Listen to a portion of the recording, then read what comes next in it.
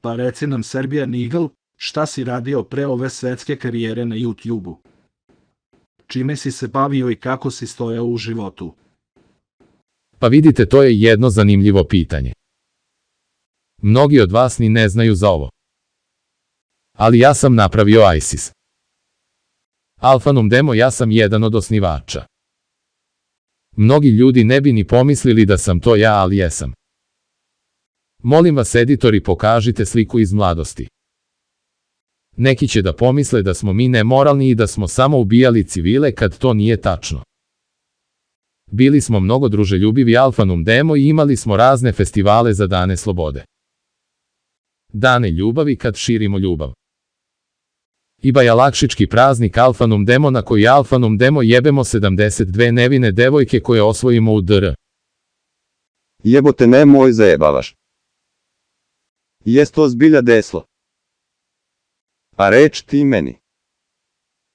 Šta ono na televiziji opet pričaju kako si ubio 3 dece kolima u Novom Sadu?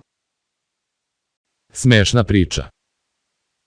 Dakle, to se desilo 1. maja.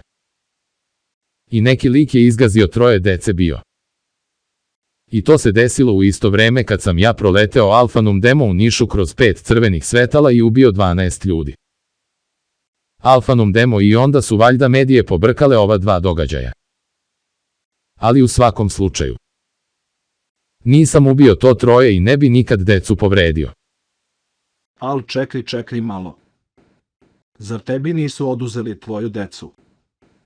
Rekli su da si ih Alpha Num Demo sakatio žestoko i da si ih od 6. godine tukao do smrti skoro. Opet. Ko što rekoh. Medije su opet pogrešile. 2 od moje 4 dece je umrlo Alpha Num Demo od toga. Tako da ne. Nije skoro do smrti. Toliko sam ih tukao da im mozak izlapeo. Ujeje. A s tobom ti neki lik ko da nešto nije u redu sa tobom. Što ne odeš se lečeš? Jebem vam mater. Hoćete i vi da se malo iživljavate Alpha Num Demo na meni? Jebite se više retardi, pušite mi kurac, ne zovite me više na ovaj podcast. Ma rešili smo ga, čale.